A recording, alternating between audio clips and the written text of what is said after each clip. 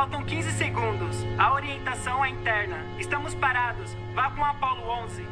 Escolhemos ir à Lua nesta década a fazer outras coisas. Não porque elas são fáceis, mas porque elas são difíceis. 12. Porque este é um desafio que estamos dispostos a aceitar. 10. Que então não vamos adiar. 9. E que temos a intenção de ganhar. Início de motor de sequência.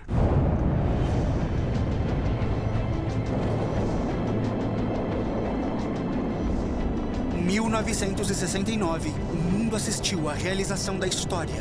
A realização de 400 mil homens e mulheres e centenas de empresas contratadas pela NASA. Nós éramos os heróis desconhecidos dos heróis desconhecidos. 4 equipes aceitaram o desafio de construir uma nave espacial. Tenho 20 anos, em 3 semanas faço 21. Aqui estou trabalhando no programa espacial. Éramos a equipe de base desse totem. Vim logo depois da faculdade. O computador de bordo. Nosso software foi o primeiro software a rodar na Lua. Já tive uma vida eclética e não me considerava tão bom matemático. Os trajes. Aqui na Playtex, em Dover, eles disseram: vamos fazer um traje espacial, vamos mirar para a Lua. Então fizemos um traje lunar. E nós lhe mostramos agora a altitude de cerca de 110 milhas. E rastrear tudo no espaço. Eu não sabia muito sobre o espaço naquela época. Não sabia que ia ser parte da tripulação. Realmente eu não tive muita chance de descer aqui. Eu só me considerava o cara mais sortudo do planeta. Vá para um desembarque, 3.000 pés. Haviam muitas coisas que podiam dar errado. Havia muitas coisas desconhecidas sobre a Lua. 30 metros e meio. Se você comete um pequeno erro, esse erro pode ser o que afunda todo o programa. Nós tínhamos uma chance de fazer com que tudo fosse perfeito. Pioneiros da tecnologia para realizar a maior proeza da humanidade. A base está tranquila. A águia pousou. Havia coisas que tínhamos que superar, que nunca tínhamos realizado. E tínhamos que fazê-la em pouco tempo. Você pensa e diz: ai, meu Deus. É um pequeno passo para o homem, mas um gigantesco salto para a humanidade. Alguém disse: você gostaria de estar envolvido nisso? Como alguém não gostaria de estar? Viagem à Lua. Heróis Desconhecidos. Narrado por Stephen James. 1957. Sábado no Queens, Nova York. Um dia perfeito para o beisebol. Alan Contessa ainda não sabe, mas o mundo está prestes a mudar. Dia 4 de outubro de 1957, eu me lembro bem desse dia. Tínhamos saído para jogar beisebol na parte da tarde e o pai dos meus amigos nos buscou nesse parque. E ele estava espumando pela boca e esse cara bem calmo. E eu disse o que está errado com o pai do Bob Becker. Você viu que estava indo para a Lua? Você sabe, espaço Sputnik.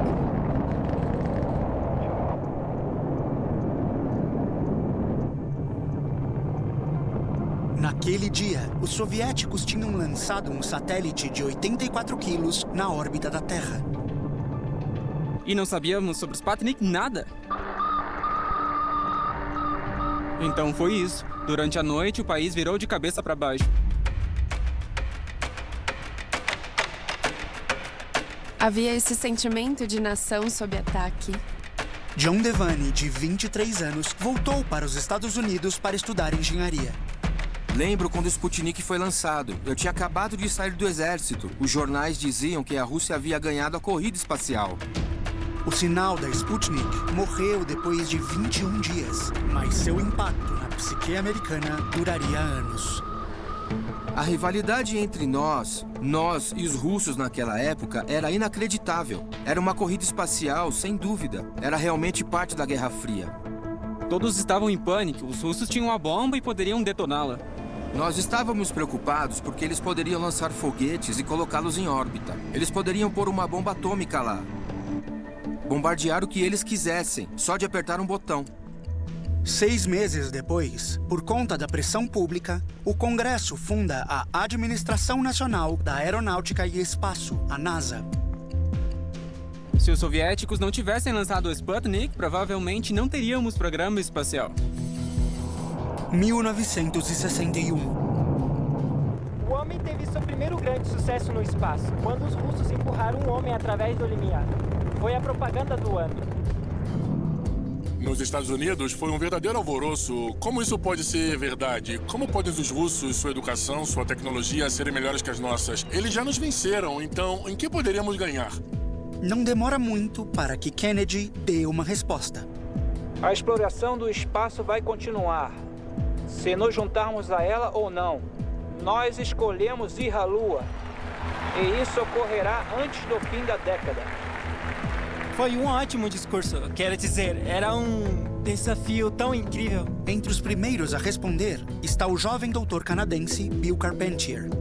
Na época, estavam procurando por cirurgiões de voos civis.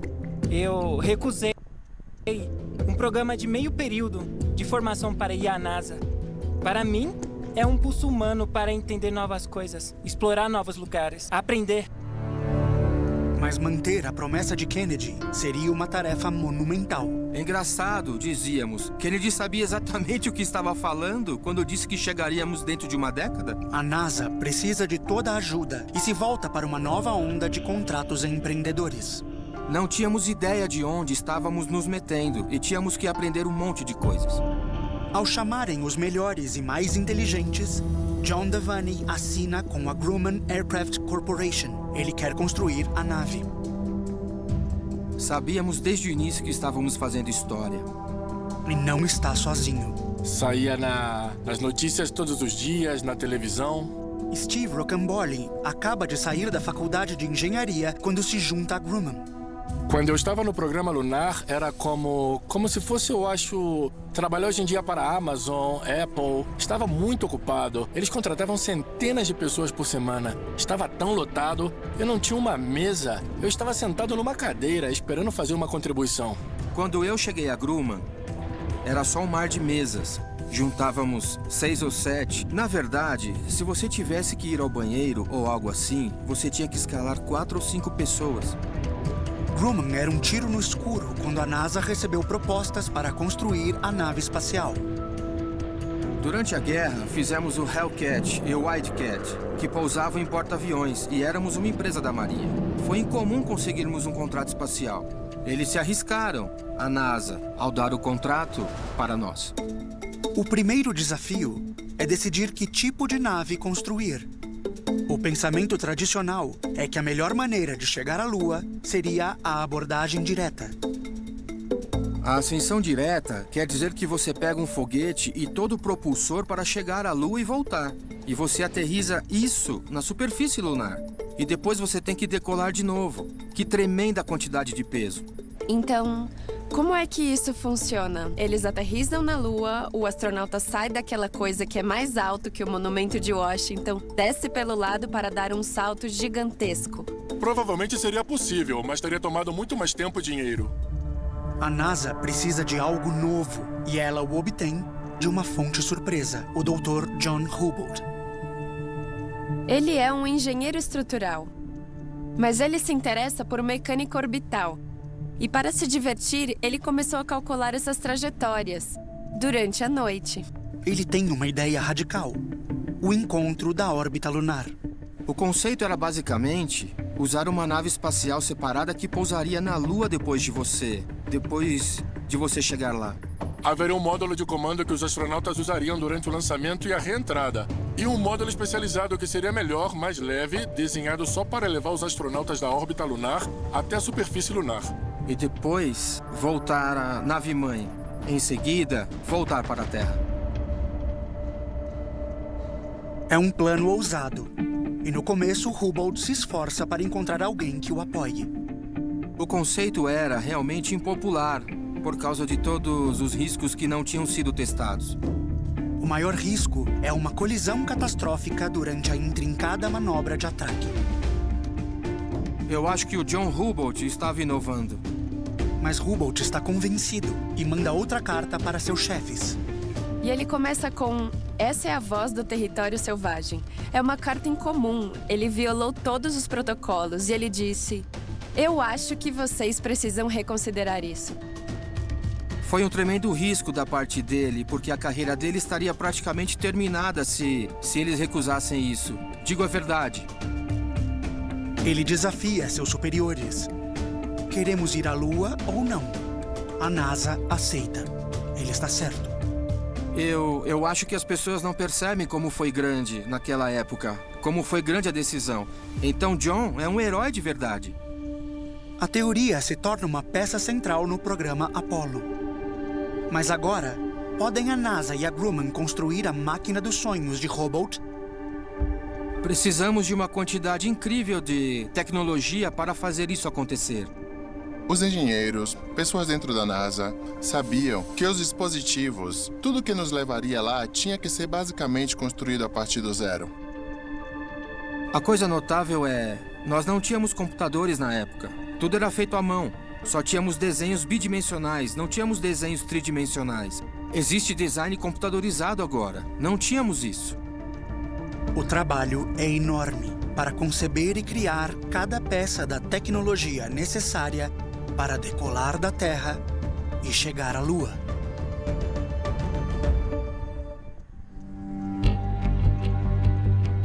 Os olhos do mundo agora olham para o espaço, para a Lua e para os planetas mais além. A promessa de Kennedy de chegar à Lua demanda um nível novo de tecnologia. Ninguém tinha construído um alunador antes. E a NASA percebe que a Grumman tem um as, um engenheiro espacial chamado Tom Kelly. Tom Kelly, que era bem jovem na época, quando eu digo bem jovem, ele deveria ter 31 ou 32 anos, e ele era o chefe da Força Tarefa Espacial. Kelly tinha lido a proposta de Hubble para o encontro na órbita lunar e tinha suas próprias ideias para construir um módulo lunar, ou LEM. O Tom Kelly era, na época, considerado o pai do programa LEM. Ele defendeu o encontro lunar. Era arriscado, mas era possível usar uma nave menor. E eu acho que Grumman gastou muito dinheiro, tempo e esforço nisso. Então, quando a NASA decidiu sobre isso, Tom Kelly e Grumman estavam à frente do jogo. E eles estavam em uma boa posição para competir e ganhar o programa. Eles reconheceram seu talento e a NASA deixou ele liderar. Ele normalmente vestia gravata e meias verdes, ou gravata e meias vermelhas. Ele era inteligente e era bom trabalhar com ele. Mas nada na história da Grumman os preparou para desenhar uma nave espacial. Era algo novo para a Grumman. A Grumman não estava acostumada com isso. Se um avião é bonito, ele vai voar bem. Se ele é aerodinâmico, se tem superfícies lisas e tudo mais, mas em um vácuo tudo sai pela janela. Não há nenhum arrasto. Isso operaria só no espaço. Não tinha que ser aerodinâmico, não tinha que ser liso. Se olhar para o início, o que propusemos tinha umas formas arredondadas, janelas arredondadas e essas coisas. E logo descobrimos que era estritamente função e forma, não tinha que ter boa aparência. Eu sempre pensei em uma aranha, sabe? Todos aqueles caras que sabiam como moldar asas e a fuselagem e coisas assim, agora poderiam pensar em qualquer coisa, como uma caixa se eles quisessem, e iria voar. Antes de tudo, tem que ser leve. Quando você está pousando na Lua, quanto mais pesada é a nave espacial, mais combustível você vai queimar procurando um lugar para pousar. Como ela só carregaria uma quantidade certa de combustível, eles tinham que fazê-la o mais leve possível. O peso sempre foi um problema. O que podemos fazer? Podemos mudar a janela? Podemos mudar a estrutura de alguma forma? Nós sabíamos que ao desenhar uma aeronave, você coloca algo no papel, mas quando você começa a construir, certo? Ficava mais e mais pesado. Começamos com 10 toneladas e já estávamos chegando perto de 15, 16 toneladas. Depois, é preciso guiar a nave para um destino que está um pouco mais de 384 mil quilômetros da Terra. Como você vai chegar à Lua em primeiro lugar? Quero dizer, como você vai apontar para ela? Quando o MIT é contratado para desenhar o sistema de navegação, Fred Martin aceita a oportunidade. Eu acho que todos estávamos animados de trabalhar naquele projeto. Animados, talvez. Mas o MIT nunca tinha lançado nada para a Lua. Eu estava trabalhando na parte do laboratório da Polaris. Polaris era um sistema de mísseis para os Estados Unidos que ninguém mais tinha. Isso não era o que eu pensava fazer como engenheiro elétrico. Muitos dos que trabalhavam na Apollo estavam contentes por não trabalhar em um sistema de armas. Como líder do programa no MIT, está o físico Dr. Charles Draper, uma lenda na área de orientação aérea. A NASA pede ao Dr. Draper ajuda na missão Apollo. O Dr. Draper tinha assegurado um contrato com a NASA pelo laboratório de instrumentação. Um dos primeiros contratos no país. Era importante. O sistema de navegação que Draper prevê para a NASA será revolucionário. O objetivo era fazer um sistema de navegação autônomo. E tudo seria automatizado. O piloto só se sentaria e não teria que fazer nada. Hoje vivemos em um mundo com carros sem condutores. O Draper estava descobrindo aviões sem pilotos e naves sem pilotos, sabe, há meio século atrás. Mas o fato é que é necessário um computador para fazer isso. Mas os computadores dos anos 60 eram do tamanho de um caminhão. Essas máquinas tomavam quartos inteiros, andares de prédio, elas eram imensas. Isso é um problema numa nave espacial, onde cada centímetro conta. O Draper teve uma conversa muito importante com os oficiais da NASA sobre o tamanho do computador. E alguém da NASA disse, bem, quanto espaço precisamos para um computador? E eles decidiram, bem, que precisávamos de menos de 1 metro cúbico. Era uma medida absolutamente arbitrária e ninguém sabia se caberia nesse espaço. Mas a NASA disse, ok, nós deixaremos esse espaço para um computador. Dr. Draper se comprometeu com o MIT em uma tarefa impossível. Ele precisa reinventar o computador. O MIT não é o único que precisa realizar milagres. Em 1962, ninguém tinha ouvido falar da International Latex Corporation, mas todos conheciam seus produtos. Esse tecido inventado pela Playtex tem poder de controle circular completo, mais estiramento de conforto. Minha cinta! Nós não podemos ir. Eu esqueci minha cinta de 18 horas. Ops, eu tenho isso. A empresa Delaware, conhecida por suas roupas íntimas, ganhou o contrato para ajudar a criar os trajes espaciais. E como o jovem Homerheim descobre, eles estão contratando. Eu joguei beisebol para a Delaware e tinha um garoto no time cujo pai era gerente geral da Playtex aqui em Dover. E ele disse, o meu pai vai ter que expandir essa divisão lá. Eles vão entrar nos negócios espaciais. Fale com ele. Bem, a minha reação foi, isso é um grande avanço para uma empresa de sutiãs. E em segundo lugar, se isso for verdade, é muito emocionante para Dover. Então vale a pena uma viagem até lá. Eu realmente fiquei muito ansioso. Conceder o contrato do traje espacial para uma empresa de roupa íntima não é tão estranho. A Segunda Guerra forçou a ILC a aprender alguns truques. Durante a guerra, toda a borracha natural e muitos dos materiais eram aprendidos para a guerra. E o único jeito que eles sobreviveram foi fazendo roupas estiráveis, barcos e coletes salva-vidas para os militares. A experiência da ILC com produtos de borracha lhes dá uma vantagem sobre a concorrência. Todos os programas espaciais, até esse ponto, Mercury e Gemini, o astronauta só sentava em uma cápsula. Era difícil se mexer, os trajes eram ajustados e quando eram pressurizados para você respirar e viver, você mal podia se mexer. Estava claro que você deve andar. Você deve ter um traje lunar para andar. A ILC propõe fabricar um traje que resolva o problema de flexibilidade com algo chamado convolute. Parece com a parte de tecido de um acordeão. Por isso vai fechar e abrir, e fechar e abrir. É de borracha no interior, borracha no exterior e tecido no meio que mantém a sua forma sob pressão e é um composto muito complexo. Nós tínhamos nos joelhos, tínhamos nos pulsos, tínhamos nos cotovelos, tínhamos nas coxas, tínhamos nos ombros.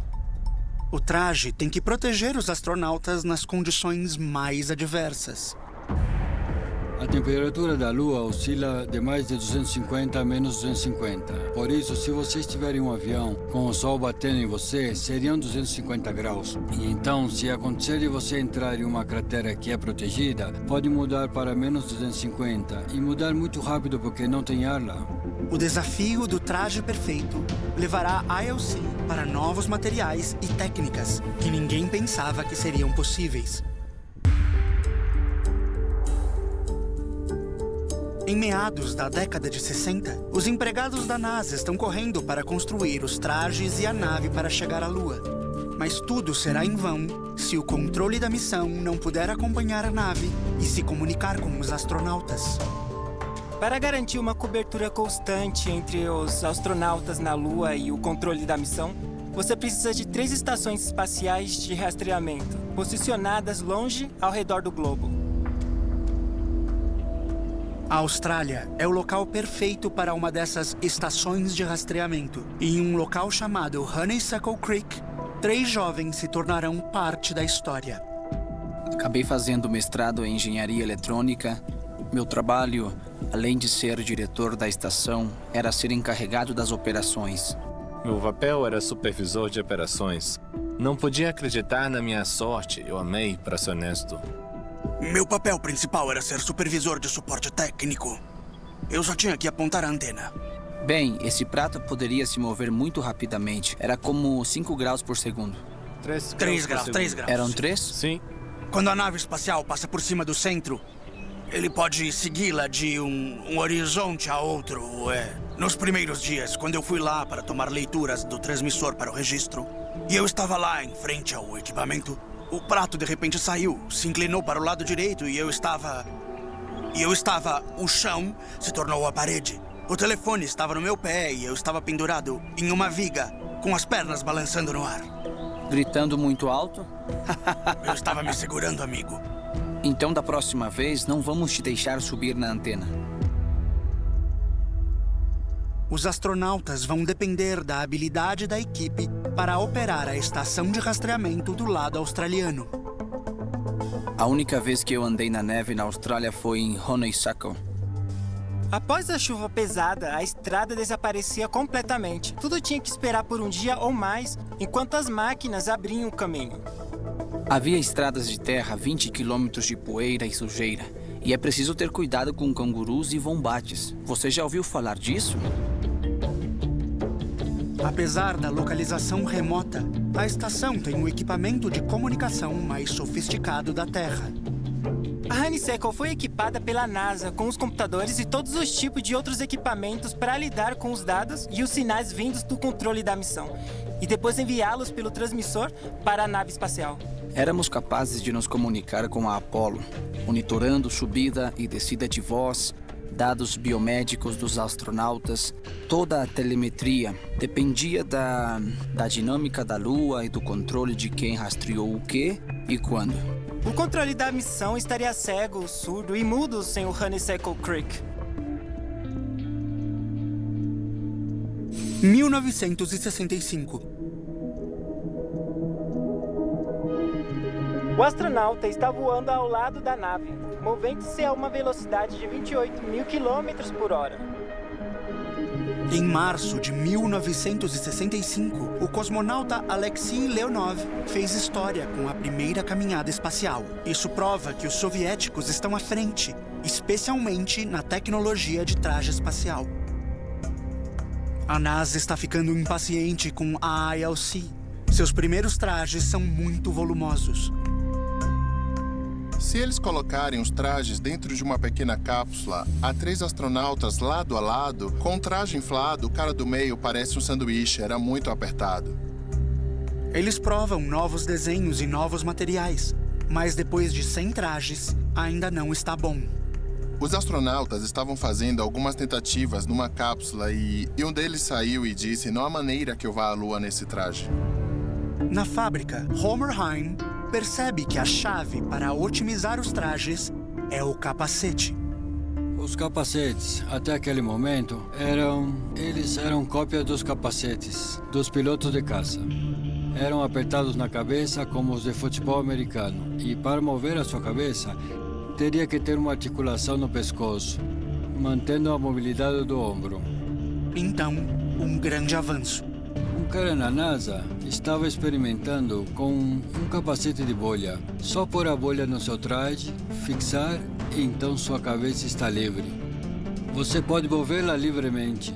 elimina a articulação do pescoço. A bolha é a inovação final do capacete. Ele permite que a ILC agilize seu processo. Então, eles se voltam para as luvas. A razão pela qual você vai usar um traje espacial é para sair e trabalhar no espaço. E lá, você vai fazer vários experimentos, então a parte mais importante no traje são as luvas. Nós sempre estávamos preocupados em fazer uma luva que fosse térmica o suficiente. Porque as coisas lá estão a 250 graus. Não pode segurá-las ou vai sair gritando. Devem ser resistentes, para não serem nem rasgadas nem perfuradas. A estrutura foi difícil porque estamos falando de tecidos. Estamos falando de costuras bem finas. Então, a ILC começa a experimentar alguns dos materiais mais exóticos do planeta. Na época não tínhamos os materiais fabricados atualmente, como os ultra-resistentes ou elásticos. Então acabamos usando o Chromilar. Era um material de aço cromo com tecido apertado. Naquela época, 1 metro desse material custava $3.000. E quando você pensa sobre isso no dólar de hoje, é muito dinheiro. Depois de muito erro, a ILC encontra a combinação certa de materiais e entrega um novo traje a cada 3 semanas. Em Long Island, a Grumman também está funcionando a toda e parece um laboratório da aeroespacial. Tudo tinha que ser super limpo, como se estivesse indo para uma sala de cirurgia. Porque no espaço, se você deixar qualquer poeira no ar ou qualquer partícula a 0 graus, elas flutuam e entram na parte eletrônica. Então, tivemos que pegar esses caras que estavam acostumados com aviões gordurosos e colocá-los em batas, botas, redes de cabelo e tudo mais. Quando Alan Contessa entra na fábrica pela primeira vez, ele não sabe o que esperar. A primeira vez que eu entrei na sala limpa, eu meio que disse onde, que tipo de lugar eu estou agora, sabe? Como eu cheguei aqui? O trabalho dele é envolver a nave em isolamento térmico para protegê-la das oscilações da temperatura no espaço. São 25 camadas e então Alan e sua equipe acrescentam um toque engenhoso. Esta é uma amostra de uma peça típica de isolamento térmico que cobriu o módulo lunar da cabeça aos pés. Pense nos balões que as crianças têm para suas festas de aniversário. É apenas um pouco mais fino do que isso. Então tinha 25 camadas de espessura, mas você não podia simplesmente colocar 25 camadas umas sobre as outras. Então tivemos esse processo chamado de enrugamento. Pegamos camada por camada e enrugamos manualmente. O processo adiciona pequenos bolsões de ar para melhorar o isolamento sem adicionar peso. Mas experimentar ideias novas leva tempo e o tempo está acabando. Em fevereiro de 1966, a espaçonave soviética Luna 9 pousa na Lua. Steve Rocambole lembra a resposta da NASA. Houve enormes pressões pelos russos. Tínhamos palestras mensais. Ei, ouvimos que os russos fizeram isso, aquilo, temos que continuar. A NASA constantemente nos repreendia pelo cronograma. A pressão estava aumentando.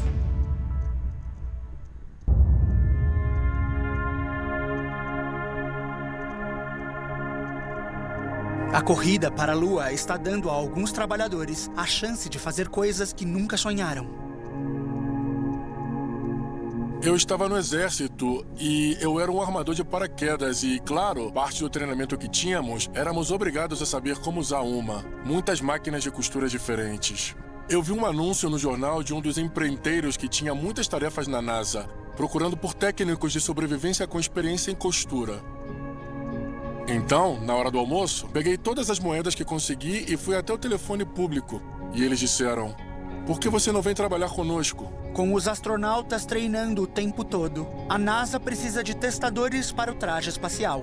Assim entra Ron Woods, de 20 anos. Em vez de ocupar o tempo dos astronautas, nós nos incorporávamos e entrávamos nos trajes. Você sabe, como fazer 100 movimentos como este, ou teste luvas, e também no ombro e no joelho, e um pouco no tornozelo. Para Ron Woods, é uma chance de interpretar um astronauta. Realmente, ao entrar em um traje espacial, sempre senti que estava colocando seu melhor par de leves. Ele se encaixa tão bem, você se sente tão confortável nele. Foi como, uau, olha o que eu tenho que fazer para viver. Você sabe, foi realmente incrível. 1966. De Kit Hank para o Cabo Kennedy, o relatório aeroespacial. Tudo está quase pronto, incluindo a tripulação do primeiro voo espacial de 3 homens do país. O próximo marco importante. Em 1966, a NASA seleciona a tripulação para a primeira missão Apollo, marcada para o começo do próximo ano. O comandante será Gus Grinson, um astronauta do Mercury 7. Ele é o veterano do programa. O piloto sênior será Ed White, que 6 meses antes foi o primeiro americano a andar no espaço. Essa é a maior experiência. É realmente tremendo. O terceiro é o novato Roger Chaffee. Aos 31 anos, será o mais jovem americano a ir ao espaço.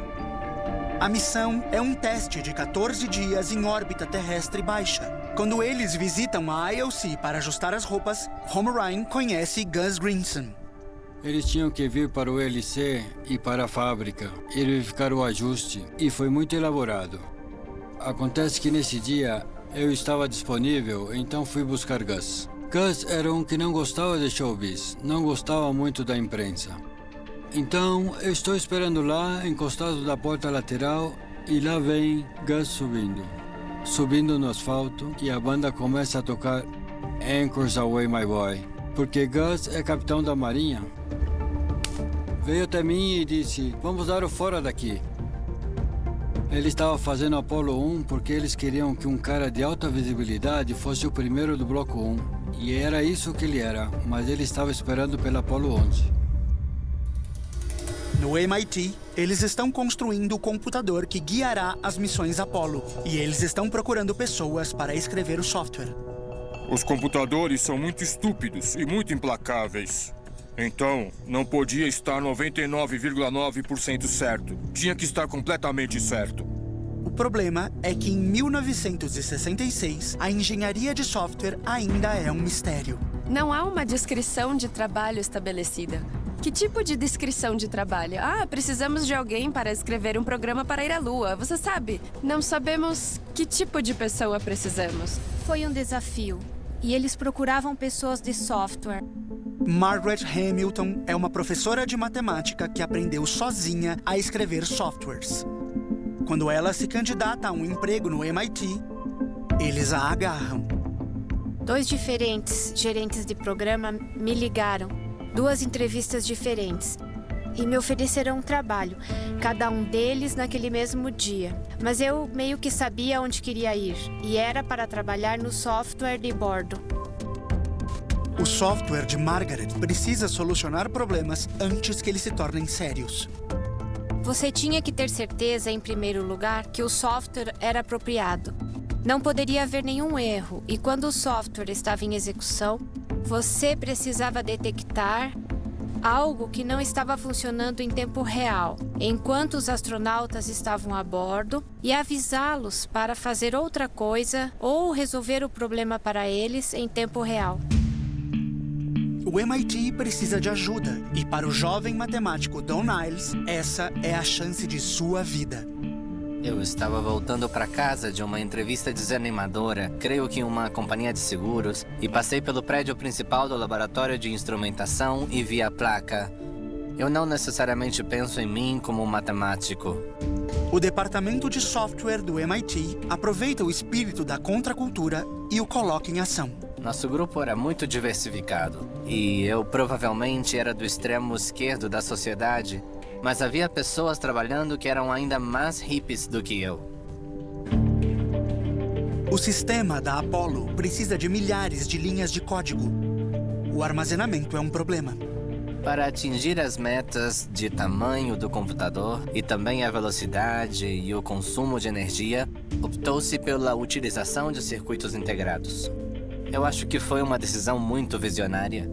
Circuitos integrados permitem que se coloquem vários componentes elétricos em um único pacote pequeno. A ideia de diminuir isso e gravar em um chip onde não havia fios, exceto conectores, entradas e saídas e assim por diante. Isso era revolucionário, especialmente para veículos espaciais. A busca pelo primeiro microprocessador consumiu 60% da produção de chips de silício dos Estados Unidos. Para armazenamento, o MIT está usando algo chamado memória de corda. Esta memória foi tecida em um processo pelo qual os fios passam ao redor de núcleos magnéticos para representar 1 ou 0. O MIT reduz meticulosamente as bobinas de memória. Imaginaria de uma nave espacial.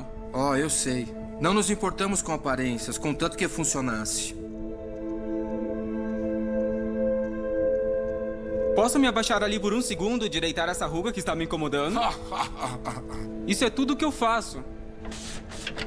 Eu não sei como se ruga se ninguém esteve lá. O seu material Mylar está ali. Sim. Você realmente não enrugou essa coisa? Você vê no pé e na pata que estava enrugado em camadas. E isso é enrugado. O cobertor típico tem 28 camadas. No LEM, uma das grandes coisas foi o peso alterado. Acho que se lembra dos programas em que tiramos o peso. Sempre que podíamos fazer alguma coisa para economizar peso ou alguma melhora, se desse tempo, fazíamos. Nós tivemos redundâncias que não consideramos, você sabe. Você teve que colocar 2 de tudo lá. Sim. Certo. Isso aumentou o peso. Quando eles decidiram isolar a parte inferior do trem de pouso e as almofadas dos pés e colocar proteção extra, eu acho que a partir do motor isso foi quase 18 quilos de material e, obviamente, foi uma grande decisão que alguém teve que fazer. Manter abaixo de 18 quilos era inacreditável. Para cada quilo no módulo, eram necessários 4 quilos de combustível para retirá-lo do solo. 4 anos depois do início, o alunador Grumman ainda está atrasado e ainda tem problemas com peso. Nós tínhamos caixas de fita e nossas fitas estavam lá, porque tínhamos um pedaço de fita e tínhamos que colocá-los na caixa. Pesavam nossa caixa de fita quando entramos e pesavam quando saímos. Só para ver a quantidade de fita que colocamos no veículo. Em gramas, é assim que o peso é consciente.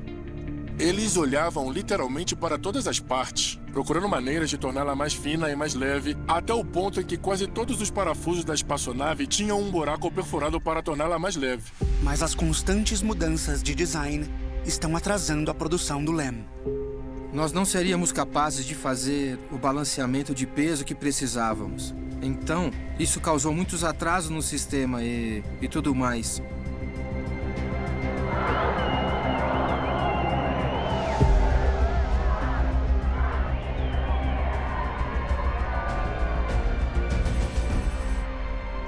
Em 1967 será um ano crucial para o programa espacial da NASA. A Apollo 1 deve ser lançada em 2 meses, e as próximas missões seguem rapidamente depois disso. Nos laboratórios do MIT, eles estão bem atrasados e a NASA não está feliz. Sempre pensamos que éramos sérios, mas não éramos sérios o suficiente para eles. Os programas estavam em constante evolução. Ele foi refinado, mas continuava enquanto você tentava torná-lo mais compacto ou mais rápido, ou quando os testes revelavam problemas. Então, a NASA decide agitar as coisas. A NASA apareceu com um acelerador de verdade. E foi esse cara, Bill Tyndall. Ele começou no início a ser muito contundente e muito insultuoso. E todo mundo ficou ofendido e sentiu: quem diabos é esse cara chegando aqui e nos dizendo o que fazer? Bill Tyndall é o chefe de soluções da NASA. Ele começa separando os códigos do MIT e, quando encontra erros, ele aconselha a NASA através dos infames memorandos, apelidados de Tyndallgrams. 13 de junho de 1966, memorando: programas de computador da espaçonave Apollo ou um balde de vermes. Acabei de voltar do MIT com minha cota semanal de úlceras novas. Ele dizia à NASA como o MIT estava encrencado, que não haviam resolvido os erros e que estavam atrasados nos testes. E dizia isso para todos na NASA. Acho que era uma estratégia para nos fazer entrar na linha. O MIT recebe a mensagem. Mas acabamos de perceber que era assim que ia ser. Eles estavam pagando as contas, não o MIT. E isso não era um exercício acadêmico. Para cumprir os prazos da NASA, as coisas precisam mudar, começando com o ambicioso computador do MIT. Havia muito tempo que estávamos presos naquele computador. O computador simplesmente não conseguia fazer todos os trabalhos que tinha que fazer.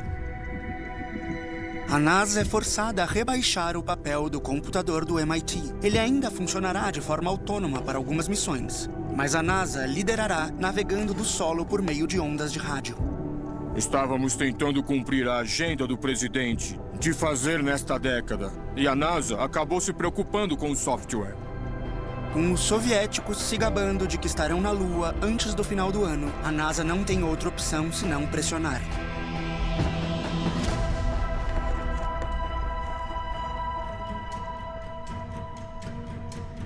27 de janeiro de 1967 é o dia do ensaio para a Apollo 1. Ele deve simular as condições de lançamento uma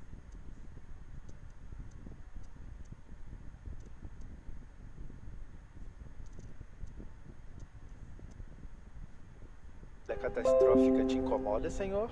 Não, você tem que tirar isso da sua mente e planejar o melhor que puder para cuidar de todas as eventualidades. E se você tem uma equipe bem treinada, você vai voar. Na ILC, o dia de Homer Hine é interrompido por algo que ele nunca esquecerá. Ele disse, sente-se. Nunca disse isso antes e trabalho com ele por 10 anos. Ele disse, a tripulação acabou de entrar em combustão hoje. O presidente Johnson, esta noite,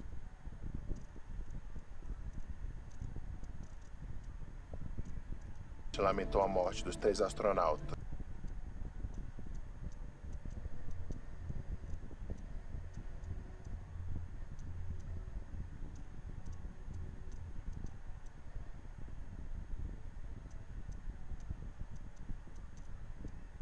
Serviço